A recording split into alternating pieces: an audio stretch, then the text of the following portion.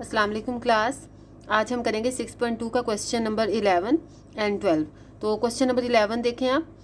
On a vacation trip a family bought 21.3 litres of petrol at 39.90 rupees per litre. यानी उन्होंने petrol कितना लिया है 21.3 लीटर्स, और पर लीटर 1 लीटर की जो प्राइस है वो 39.90 रुपीज़ है। अगर अगर आपने तमाम यानी 21.3 लीटर्स की प्राइस फाइंड करनी है तो आपको इनको मल्टीप्लाई करना पड़ेगा।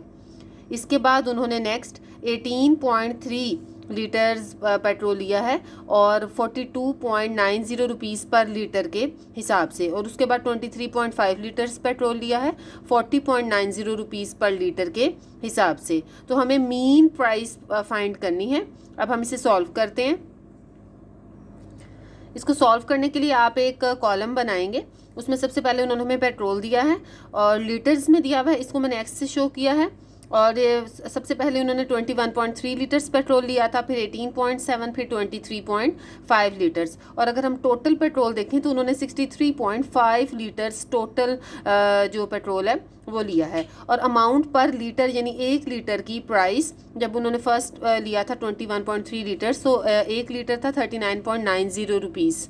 और इसी तरह जब उन्होंने 18.7 लीटर्स लिया था तो पर लीटर था 42.90 रुपीज़। और जब उन्होंने 23.5 लीटर्स लिया था तो पर लीटर था 40.90 रुपीज़। लेकिन हमें 1 लीटर की प्राइस नहीं, हमें इस पूरे यानी 21.3 लीटर्स की प्राइस चाहिए। तो हम इन दोनों को मल्टीप्लाई करेंगे। तो मैंने एक न्यू कॉलम बनाया है जिसमें इन दोनों वैल्यूज़ को मल्टीप्लाई करके लिखा है।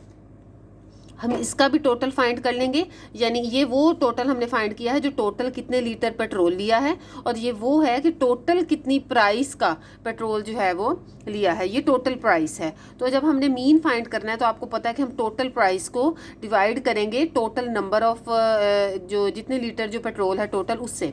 तो हमारे पास 1 लीटर पेट्रोल की जो मीन प्राइस है वो आ जाएगी। तो अब हम इसको डिवाइड करते हैं।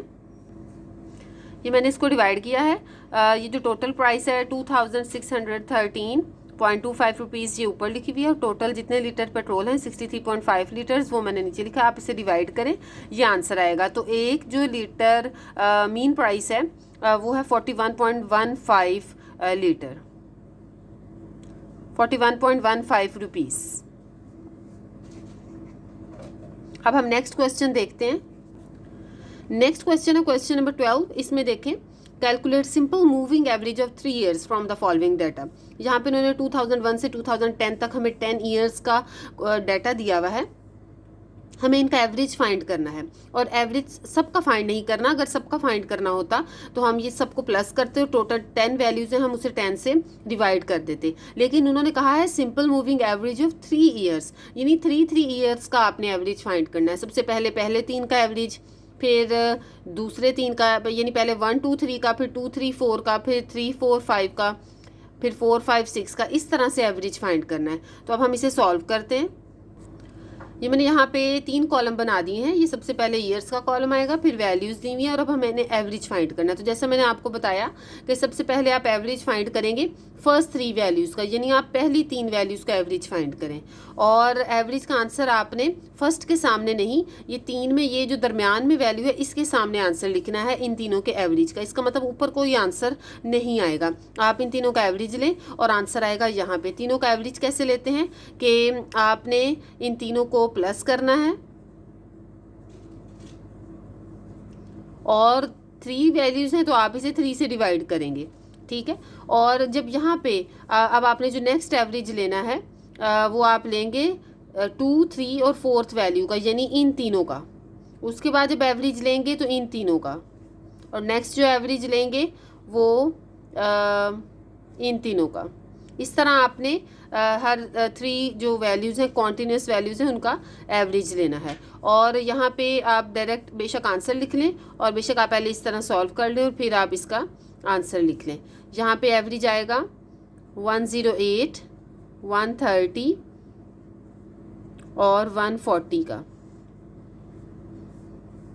उसके बाद यहाँ पे एवरेज आएगा, ये फर्स्ट एवरेज आपने यहाँ पे लिखा है, सेकंड आपने यहाँ पे लिखा है, थर्ड यानी 130, 140 और 158। जो थर्ड, फोर्थ और फिफ्थ है उसका यहाँ में उसके सामने लिखेंगे।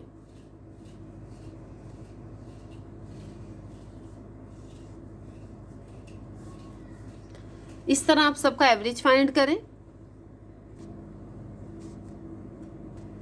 ये मैंने फर्स्ट 3 का एवरेज ले लिया है, इन तीनों को प्लस करना है और 3 से डिवाइड करना है। अब इसी तरह हम आगे एवरेज लेते जाएंगे। यहाँ पे मैंने फर्स्ट 3 का लिया था, फिर सेकंड 3 का, फिर थर्ड 3 का। अब हम उसके आगे देखते हैं।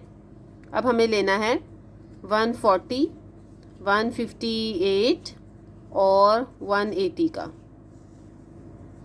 और उसके बाद हम लेंगे 158, 180 और 196 का, और उसके बाद हम लेंगे 180, 196 और 210 का, और उसके बाद हम लेंगे 196, 210 और 220 का, और उसके बाद हम लेंगे 210, 220 और 230 का,